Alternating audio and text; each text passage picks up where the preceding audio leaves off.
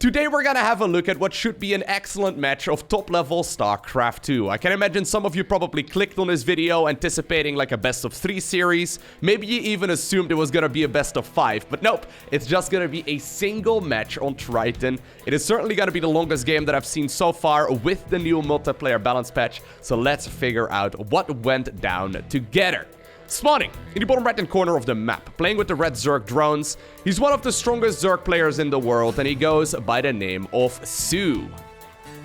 Now, over the last couple of weeks, it kind of feels like some of the other pros at the highest level have kind of like been mean to soO in a way, because he's the kind of guy who really favors the early game and the mid game. He loves playing greedy in the early game, but in the mid game, he really piles on the pressure. Now, for some reason, in pretty much all of the long games, at the very least, that I've seen recently, soO is always one of the two players. So I think his opponents are just like, you know what? Since this guy favors the mid game so much, let him come to the late game, see how he fares there. His opponent in the opposite corner, playing here with the blue SCVs, joined by the beautiful Samwise right there on the command center.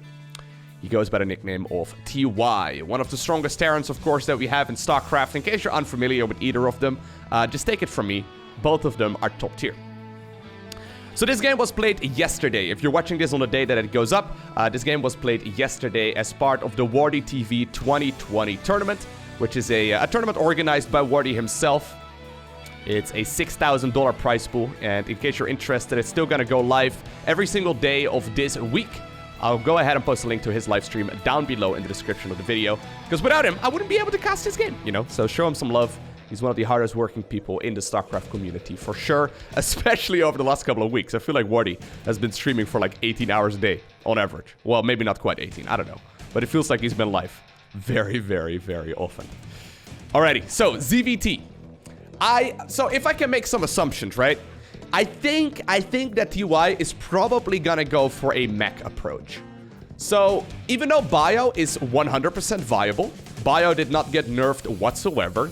For example, players like Cure have still been favoring a lot of biological army compositions, so infantry-based unit compositions based around like the Marine, Marauder, Medivac, maybe some siege tanks, Widow Mines, that kind of thing.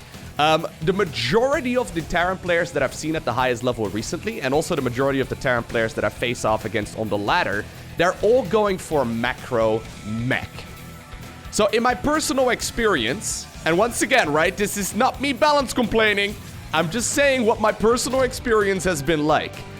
ZVT, what it mostly comes down to right now in macro games is Terran players sitting back for a long time until they max out on those Thors and on those siege tanks. That's been my personal experience. Now, I think in all of the games where that happened, I have not been able to win a single one. Now, maybe that's because I suck at the game.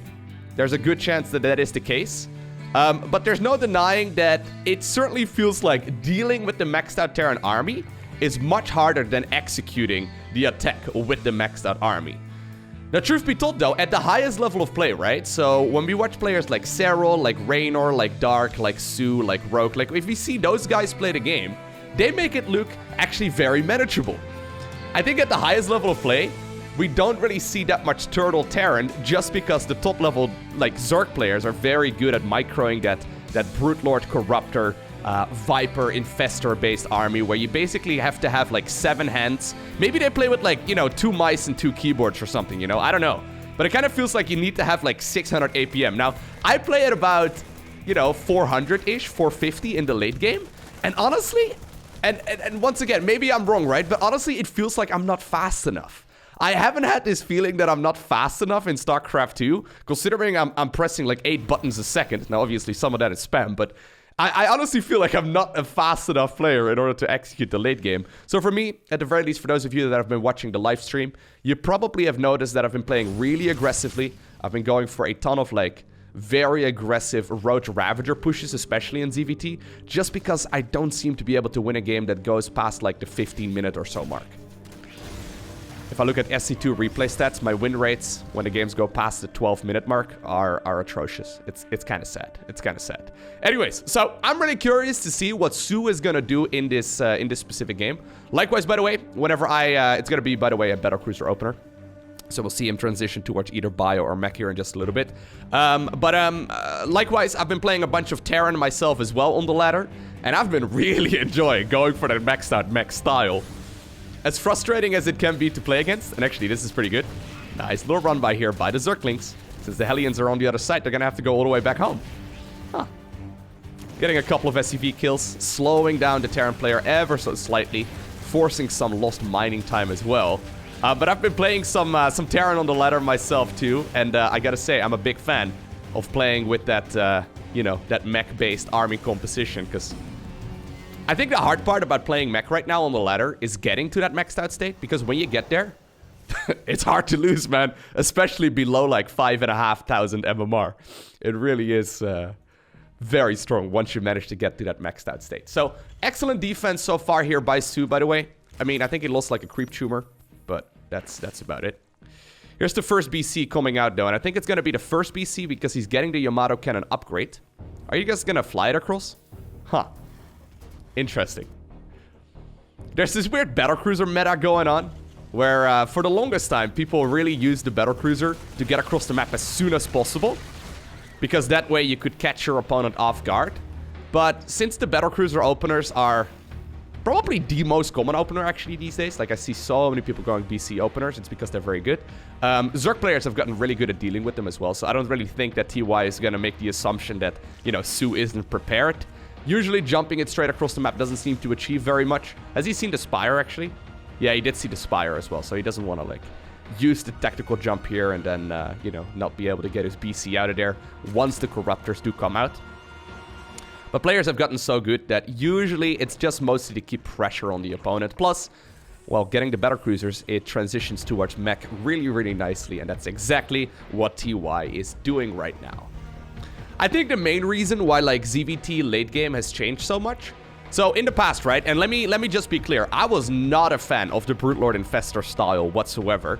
Brood Lord Infestor, it was basically just Zerg players sitting back for like 40 minutes, and then eventually they got like 30 Infestors out and a couple Brood Lords and tons of Spore Crawlers, and then they could just win. I was very, I would like to think at the very least I was very vocal about my my dislike of that playstyle as well. But in a way, the tables have kind of turned, since both the Infestor and the Brood Lord have gotten pretty significant nerfs. Plus then, you know, the Thor has gotten buffed up quite a bit as well. So the biggest change to the Thor is that they now outrange Brood Lords rather than Brood Lords outranging Thors. Long story short, like the tables have kind of turned, where I've noticed a lot of Terran players recently just turtling up towards that maxed out army. And, well, I mean, it's still too early to really show or say where the meta is going to settle, right? I don't want to jump to any conclusions, especially like at the end of 2019. I think we can all agree that, like, you know, Zerg players sitting back for 20 minutes was not probably the way to go. I'm glad that all has been changed. Oh my god, that skin looks so sick. Here we go. You gotta get out of there, my man. You're dead. Yeah, no. Since you have that 1 second tactical jump cooldown. Losing the one Battlecruiser is quite expensive. Actually, you know what? He's immediately gonna start moving across the map, it looks like, with the majority of the units, although I see quite a few siege tanks already ready to go. There's Widow Mines burrowed in between as well. There's a couple of Hellions. 4th command center is coming up. Anyways, what I'm trying to say, right? I don't think turtle play in StarCraft 2 should be encouraged. Now, obviously, I don't have like a fix for it either, but it certainly does seem like that's the direction we're currently headed into. Because not only in you know, Terran versus Zerg do we see a lot of Terran players turtling, basically like TY is doing here. We also see it in Zerg versus Protoss, where Protoss is like sitting back trying to max out on that Skytos army. So I don't really know exactly where the meta is going to settle, but I guess only time will tell, right? We'll have to keep an eye out on where the meta is going to go over the next couple of months in particular. I think the first big like power spike, I guess, that we will see, and like the first proper impression of balance we will be able to get is when IEM Katowice takes place, which is the first premier tournament of the year. I believe it's got like a $400,000 prize pool. That's going to take place in February, so I'm really curious to see what's going to end up going down at that tournament. Because there's a chance, right? Because I've not been able to cast really any of the Serral games. There's a good chance that Serral just absolutely smashes this kind of style, just because the man has got like, I don't know, 700 APM and is ridiculously good, doesn't really miss a beat. So I'm really curious to see what like the top dogs are really doing. Not to say that like soO isn't. But anyways, here's a nice little push coming up. Corruptors are going to be able to do a lot of damage. I just don't see enough ground army. So while, yeah, all of the Well, I guess he can, like, kill the command center using the caustic spray. Not bad. Yeah, while, you know, the Corruptors will be able to clean up the Battlecruisers pretty easily. Command centers should still stay alive as the Roaches and Ravagers were cleaned up by all of those siege tanks. So look at this as well, right? This is soO 100% preparing for the Turtle.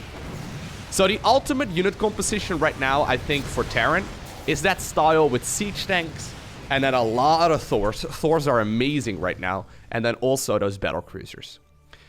The proper way to deal with Battlecruisers is really the Corruptors.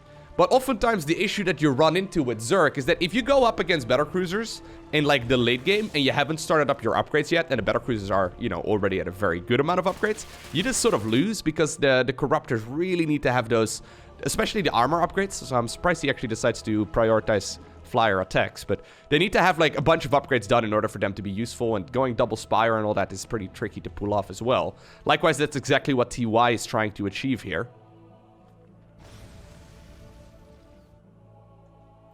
Anyways, let me know your thoughts down below. Like, I like the occasional turtle game, but I do hope that it's not gonna be like the standard going into the future. Now here we go, big push coming up here by soO. He's got all of those Corruptors, but immediately the tactical jump is utilized to, at the very least, send those brutes, or rather the BC, back to safety. He's actually, like, he's doing like a caustic spray timing attack. This is very odd, but I kind of like it. Very cool, very cool.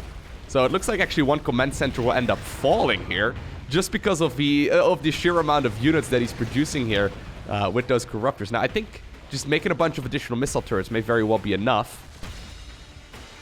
He's adding on a ton of Corruptors as well. Like, he's making more. He's going up to like 22 here. No, actually, whoa! He's going up to 31? Math in a YouTube video, guys. Yeah, so sick. Anyways, what I was trying to say earlier, let me know down below what your thoughts are on this kind of play style. Do you think turtle play should be part of the game? Do you think it's something that should be encouraged, or do you think it should be something that should be discouraged? I personally am in that last camp. I really think turtle play is not the way it's supposed to be. And I think it's cool when it happens every once in a while, right? I like watching this game, but say like a year from now, this is going to be like the standard where we literally have both players, you know, mostly just sitting back. I mean, like soO wants to get in there, but he can't. Just because the planetaries and the siege tanks and widow mines, static defense and all that. Yeah, he wants to get in there. It's not really happening so far. It's difficult to really get much done. Anyways, here we go. Once again, caustic spray being utilized, but there's the big daddy Thor ready to go. They're gonna gun down as much as they possibly can. Looks like actually soO, dude, he's going for the caustic sprays. This is so nuts. This is never a cost-efficient play, though, is it? It's shut down so much production, though. Sadly, oh no, it does actually die. In the meantime, the BCs have decided to move across the map. They've got tactical jump available. They've got a good set of upgrades. They will be able to kill that hatchery very easily, and most importantly, force those Corruptors back home. See, this is something I've never seen before right now. Look how weird this is. This is so strange. Corruptors? Yeah, you guys get back? Not gonna happen. BCs are already gone. This is cool. I like this. But say this happens to be like the standard a year from now, right? Just like the Brood Lord Infestor style was the standard at the end of last year. That's kind of lame. I don't think that's the way we should be heading. Anyways, I'm not a balance designer. I'm not a game designer. I'm not entirely sure what could be like the quote-unquote fix. It's probably more complicated than that. I don't think it comes down to like unit balancing and unit like, you know, nerfs and buffs and all that. Once again, though, yeah, the Corruptors are looking to caustic spray down a bunch of those command centers. Now that the Thors are available, I've got a feeling that it's going to be tricky to get anything done. Both players, though, have already managed to reach that maxed out state. There's just heavy upgrading going on especially the side of Zerg, right? So TY already did make that transition towards additional starports. So he can definitely start producing like Vikings here as well. He's going for additional factories as well. That's really what we usually see at like the maxed out state because, well, you got to spend your money somewhere. May as well make sure that you can get your army back up and running very quick. Here's the first couple of Brood Lords, though. The Brood Lords, very nice. But look at the amount of damage that the Thors are dealing. The couple of Hellbats here in the front. I feel like I've said like 7 times already. The couple of Hellbats in the front, though, ended up eating so many of those little Broodlings. Battlecruiser still on the other side of the map. They ended up killing that entire expansion. Looks like the base over here will fall as well. Corruptors, once again, forced to go back home. Okay, so let's talk win conditions for a little bit. Since we all know that this game is gonna go on for a little while longer, so neither player will really obtain, I don't think, a significant advantage anytime soon. Let's talk about win conditions. So, what exactly is the win condition right here for Terran? I think the biggest thing... The hype is so tanky, though. Is this worth it, man? I'm not sure it is. Anyways, the biggest thing right now is getting all of those upgrades. So, these armory upgrades really allow Terran to start getting more aggressive. The biggest thing right now for TY is to sit back and make sure he finishes up those upgrades because the Terran units benefit from them so very much. I mean, all StarCraft 2 units really benefit from upgrades a ton. TY essentially wants to go for, like, the deathball, where he gets the maxed out army going, and he manages to, like, you know, max out on the strongest possible units. Likewise, the same thing is what soO is trying to get done right here. He's trying to make sure... or not the same thing, I guess, but he's trying to make sure right now that Terran does not manage to get to that state. Look at those Thors, though, absolutely gunning down all of those Brood Lords. There's a couple of them that still remain, but good target firing right here by the South Korean Terran player. Absolutely shuts down the big flyers. This is the strongest unit that Zerg has in the late game, and it doesn't seem to be achieving all too much. Corruptors, though, still going to town. Killing whatever they can. And once again, a couple of the command centers have been killed. Now, TY, man, I love this. He's just constantly being a nuisance. Once again, kills another hatchery. Tactical jump comes off cooldown. So if these Corruptors go home, guess what? I've got a feeling that the Battlecruisers will do exactly the same as well and jump back. There they are. Oh, actually, no. That's just Yamato gun, Lowko. Just the Yamato gun. Okay, so... what Terran is trying to do is pretty clear, right? They're trying to create that death ball of the strongest possible army, and usually what it comes down to is siege tanks, Thors, and then those battle cruisers. Maybe a couple of Widow Mines. Haven't seen a lot of Widow Mine play, but this is pretty sick. I like the idea. Likewise, what is Zerg trying to achieve? Okay, so Zerg knows that he's not going to be able to break the bases of the Terran player very easily because of static defense, because of siege tanks, because of planetary fortresses, right? So... what Zerg is trying to do right now, and I think this is like top priority here for soO, he's trying to prevent Terran from expanding. So every base in StarCraft 2 takes about like 10 to 12 minutes or so before it runs out, right? Maybe 15 minutes if you're not saturating it fully. But basically you can see the expansions right here, especially the main and the natural, they're starting to run low. Third is already gonna start running low, this is the third, and the fourth base will also be running out. soO is essentially trying to take control of the map, go for as many of his expansions as possible, get a ton of mining going, and then eventually, here's the Widow Mine drops by the way, eventually he's trying to contain his opponent. Nice little bit of micro there as well on these spore morphs anyways. He's trying to like contain his opponent, so as long as he keeps like fighting and prevents the expansions, he knows that Terran will run out of money. Right? So that's his win condition right now. Apparently, he wants to do so, though, by getting 1,000,001 Brood Lords into the mix. Very nice. 16 Brood Lords. I've seen them die very regularly to Thors recently, so we'll have to keep an eye out on exactly what's going to happen. There they are. All polished up and shiny. Love these skins. They look really nice. Killed a roach right there without really even bothering and blinking. The Battlecruisers have been really good, though. I like the BCs a lot. You can see so far the cost efficiency here for Terran has been really nice. It's one of the strengths of Terran mech as well. It really can pretty much always get a favorable trade against any Zerg army. So we've talked about like the Terran death ball. What would be the Zerg death ball? I honestly think it's a mix of the units that I mentioned earlier. So I think you want to go for like, well, goodbye BCs. You've got tactical jump, but you really wanted to focus down the hatch. But the Queens came in with the transfuses. I think what the Zerg Death Ball involves is once again... what was that? Was that a Widow Mine? Maybe it was. But I think what he's really trying to get to is like this Brood Lord Corruptor style. And then ultimately, I think you need to mix in like 10 Infestors and maybe like 5 Vipers as well. It's very difficult to micro. I think Queens actually probably have their place too. Like you probably want to add in additional Queens later on as well. Just to get those additional spellcasters. Basically, you want to get all 3 Zerg spellcasters as like, you know... the Queens, the Vipers, and also the Infestors. I think that's probably what you want to have, and then also a ton of Spores and Spines, which you obviously can move around. Now here we go. This army right over here is scary, though. Because Thors are good. But I mean, these are pretty much fully upgraded brutes already, right? Well, he doesn't have the carapace upgrades yet, which he actually really needs to start up. But Brood Lords are really quite strong, especially against Terran players at this point in the game, because they usually don't fight brutes with such good upgrades. So in the previous patch, Brood Lords used to outrange Thors. Right now, Thors outrange Brood Lords. It's a relatively small change that really has a massive, massive impact. Okay, here we go. The advancement of the Brood Lords. We're gonna start shooting down as many of those units as possible. Actually, oh my god, a massive Widow Mine drop is coming in from the side as well. He burrows one of the Widow Mines and he gets a huge detonation off. Oh god, okay. Well,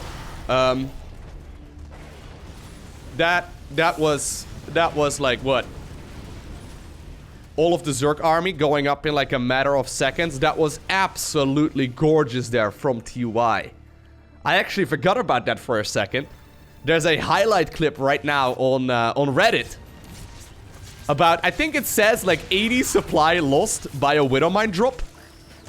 And I asked Wardy for the replay of that game because I noticed it was one of his tournaments, but I didn't actually watch the highlight clip yet. I think that was the moment, huh? I think that was about 80 supply or so that ended up getting picked off just by a Widow Mine drop. What a sick approach. That was so cool. And that's something I've never actually seen before, right? Not in like a late game composition. Super sick. Can TY capitalize on this situation right now? I mean, I would like to see him try. I mean, he's got a very scary force. Thing is, though, yes, TY does have, you know, a very good army. He's maxed out. He's got all of the upgrades. So he's got that deathball that I was talking about earlier. A lot of it is still in production. Plus, he doesn't have much of a bank. And he knows that as soon as he steps on the creep, as soon as he decides to move out, there's a good chance that that army will never return. Either it like finishes the game, or it will not return back home, because Zerg is so scary, especially when you move on creep.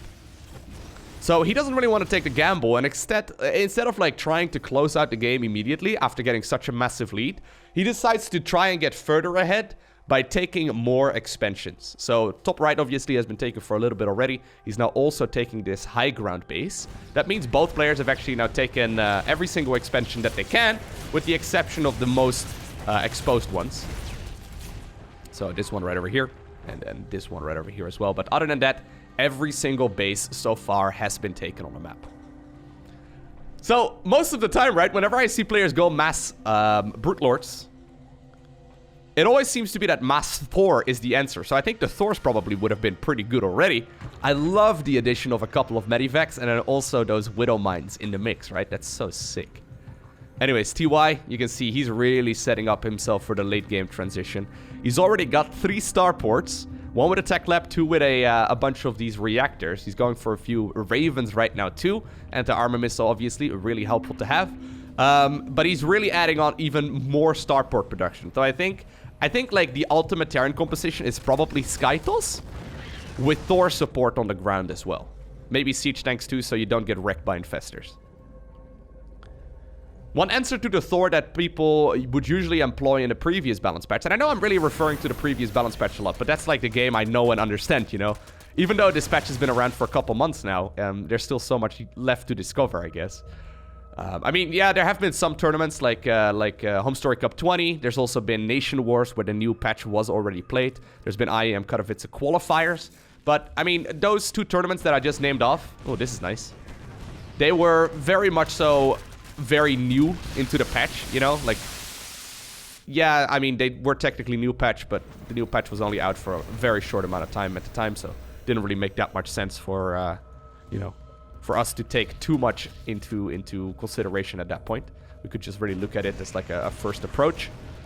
I think IEM Katowice is going to be like the big one, the big new tournament that will really show us. So one of the ways that people used to respond to Thors, which was what I was trying to say earlier, was the Infestor. So Infestor's gotten a couple of nerfs. First off, the removal of the Infested Terran, and then the addition of that new spell that I even forget the name of right now. Honestly, like, I've watched a lot of StarCraft, I've seen a lot of StarCraft, I've played a lot of StarCraft. I have never seen anyone pull off that spell with any success. Like, I've seen people go for the spell, but the new Infestor spell, I think it's supposed to be similar to Dark Swarm. It absolutely is trash. It's really bad. I honestly am at this point of the opinion that the Infestor is totally fine just having 2 abilities. I don't think it needs to have 3 spells. I think they may as well just get rid of it and just, you know, just have Fungal Growth, just have Neuroparasite. So, that's the first big change to the Infestor that they've made. Second change that they've also made to the Infestor is Neuroparasite range reduction. So Neuroparasite used to be 9 range, right now it's 8.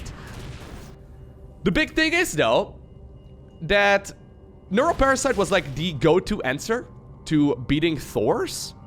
And since Thors now have additional range, and since Thors are pretty much always accompanied by siege tanks, I have never seen anyone really get a good trade-off with Neuroparasite anymore. So I think one of the things they might want to do, so this is maybe like a bit of a suggestion for me, and once again, I'm open to hearing your thoughts, but I think they might want to revert that change and bring like the range of Neuroparasite back to 9 from the 8 that it is currently. Then again, though, you gotta be real cautious because I don't want to go back to like a Brood Lord Infestor style that, you know, just once again promotes turtle play. I don't know. Maybe it's also map design. Like, map design is also huge when it comes to discussing balance. And I really didn't want to like make this cast all about balance anyway, but since there's a lot of time to fill here, as both players are really trying to feel out each other's approach in this game, I figured this would be a great opportunity to at the very least share my current thoughts about it. Okay, so here we go. Terran, apparently finally satisfied with the army, finally satisfied with the unit composition, finally satisfied with the bank and all of the mining bases. Look at the orbitals finishing right here as well. Massive anti-armor missile. I think this is the moment where the ultimate slow push starts. Now, soO knows that this is likely going to be the next best thing here for Terran, so he's brought a couple of spore crawlers to the party as well. These bases will likely be the deciding factor, though, because all of the other ones will be mined out by the time that Terran can get even close. I would love to see Zerg actually starting an assault towards this base, because I think that's going to be absolutely critical. Only +2 flyers finishing up right now. That's actually pretty late. Did soO ever get the +3? Okay, he hasn't actually started a +3 carapace for his flyers yet either. He should also really get carapace upgrades for his ground units in general, although I don't think he really wants to add on any ground units. There are a couple of Infestors right now in the mix. Once again, a massive anti-armor missile. And anti-armor missile is another one of those things. I like it, but I don't know if I like it very much. Because as soon as this is used, it's like, it creates a stalemate basically, right? Because as soon as the anti-armor missile lands on all of those units, Terran army is too slow to really make a move and capitalize on it unless Zerg wants to fight. And since Zerg doesn't want to fight with the anti-armor missile, there's a small chance that anything will actually happen, you know? So Zerg is just gonna back off and then wait until the spell runs out, and that's when they finally get back into the swing of things. Now, if I'm being hypercritical too, I think that when we discuss top-level Zerg players, yes, soO is a top-level Zerg player, but no, he's not a late-game player. So, TY certainly is a late-game player. He's certainly the kind of guy who's extremely good at this. So, I don't know who ends up winning this game, but say it is TY, I don't think we can really conclude necessarily all too much either. Because once again, this is not like a Serral microing this Zerg army. It's also not... Now, this is good, actually. 19 SCVs end up going down to like a big Ling Bane run by. You know, like, you can't take too much away from just this one game. Because it certainly is a bit of a different skill level, I think, in the late game. You know what would be an awesome addition? I think to supplement or complement his army even more, I think TY should add in a couple of ghosts. I know Terran players tell me it's impossible, but come on, dude. You got all the macro in the world. You got, you know, as much as you want. Just a couple of ghosts with the enhanced shockwaves to try and land on these infestors that are underneath this Zerg flyer. And you know, a couple of, like, EMPs maybe on Vipers as well, or maybe even the Queens. That would be phenomenal. I don't even think that this is like the perfect Terran army yet. Now look at the way that TY is playing this, by the way. Even though it's usually the Zerg's approach to try and outmine the Terran player, I think what he's trying to do, yeah, he's slow pushing with missile turrets and this Terran army to take control of one of the Zerg bases. Now that's not gonna land in the center, I don't think. Also because the creep is still in that location. This is sick.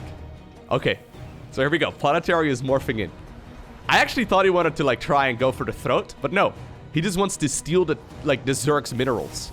So obviously, right, if we take into account both players having perfect traits, so say they both mine the 100,000 or so minerals this game, obviously, if you can take one of their bases and then drop the mules down, you don't even need to bring the SCVs. Just by mining more and taking, like, one-on-one traits, you're gonna be in a phenomenal spot.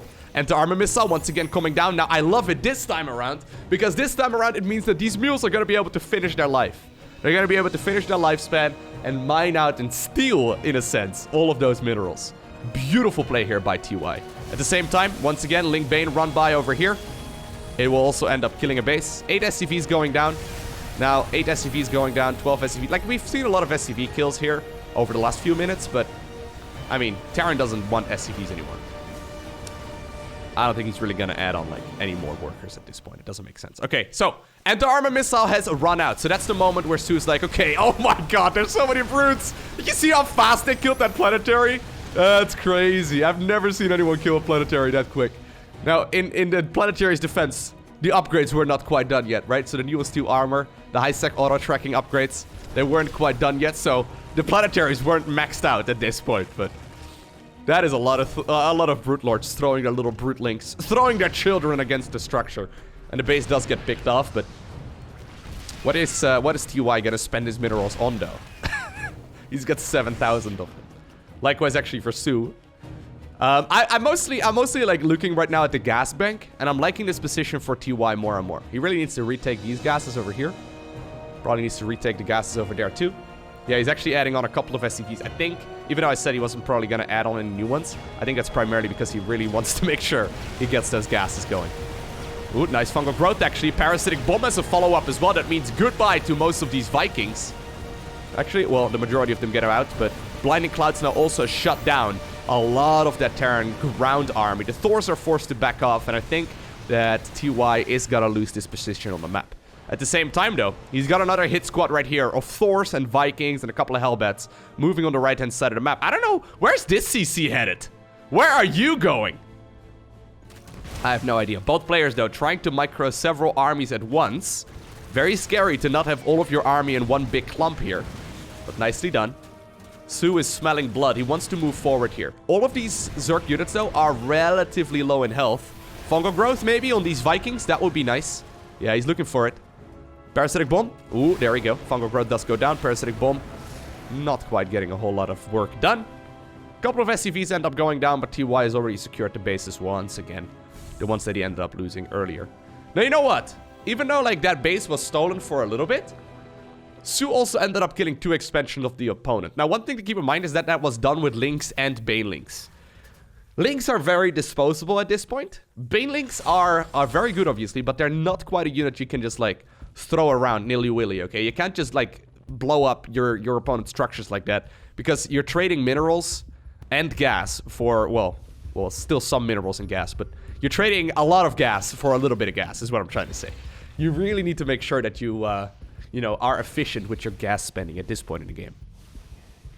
Do you think it's gonna happen that we mine out every single mineral patch on this map? I have never seen a game on like recent memories where like every single mineral patch runs out. That would be insane. I mean, it probably won't happen because like he didn't mine out his whole main base. He didn't finish his like, you know, leftover mineral patches. All right, TY seems to be advancing slowly but surely towards more and more of these Zerg bases. Honestly, he's done an amazing job denying these bases, or this base right over here as well. This expansion always seems to be like a difficult one for Zerg to secure.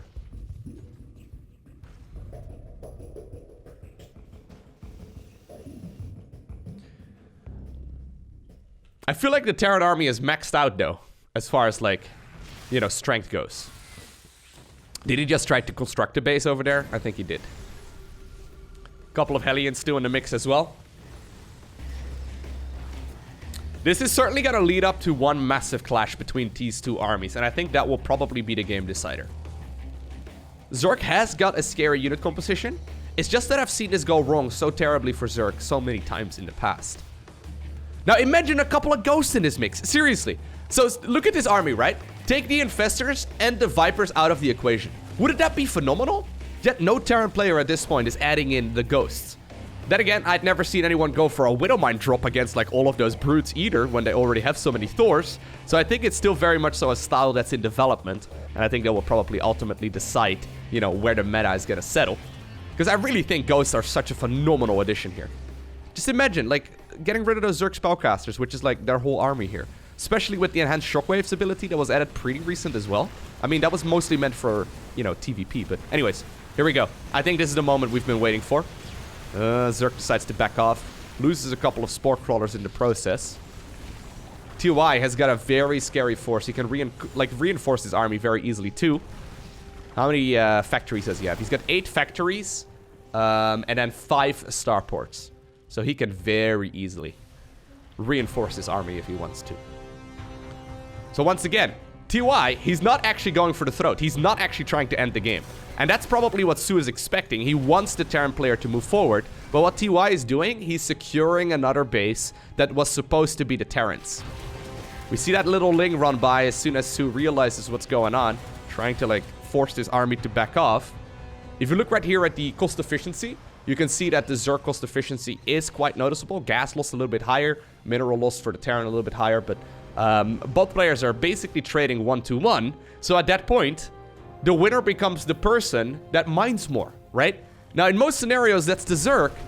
But I think in this scenario, it's going to be the Terran. The income here for Terran has been absolutely phenomenal.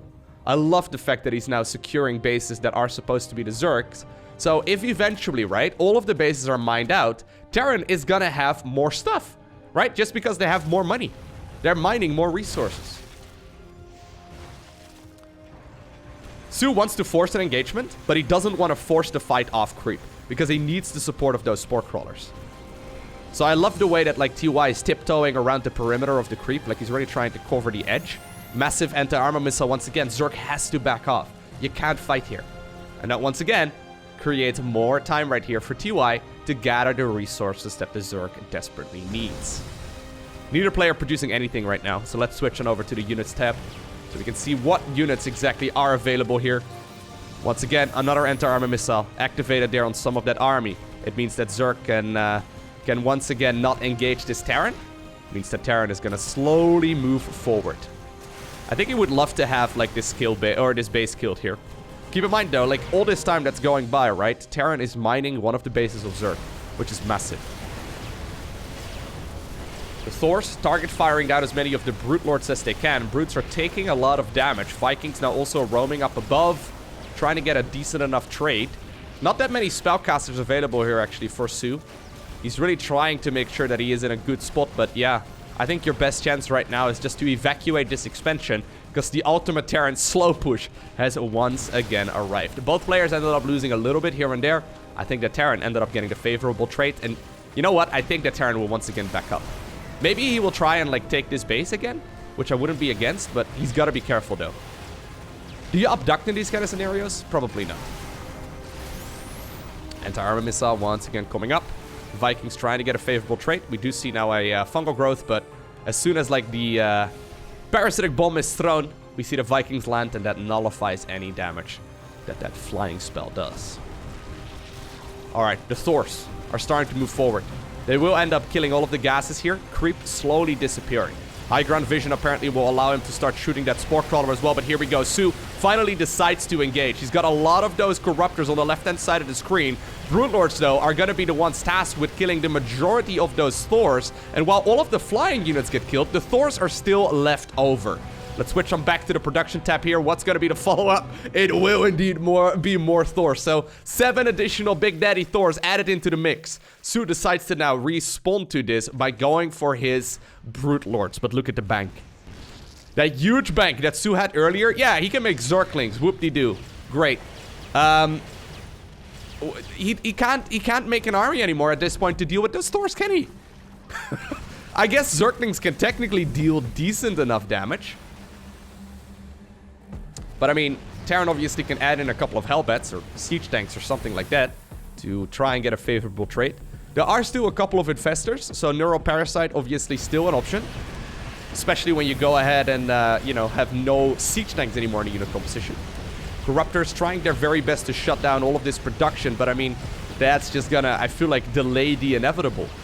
right? Yeah, you slow down the production. Look at the bank that TY still has. He's been mining the bases of Terran, dude. Or of Zerg, rather. It's so sick. I really want to emphasize how hard this is to execute as well for Terran. Like, I know there's going to be some salty Zerg players watching this right now. But, give this kind of style a try, okay? You have to be on top of everything, because the issue is, right, it's super easy to accidentally lose your entire main base and natural to a bunch of Zerglings. I actually wouldn't be against the idea of soO giving that a try. He does know that units are being produced once again right now, and even though the Terran mech army produces rather slowly, I think that's what we're going to be seeing here in a little bit, as the SCVs are also giving those Thors a new paint job, apparently, as they were beautiful and shiny earlier. They're a little scratched up at this point, so they will be held back up to full HP here in just a sec.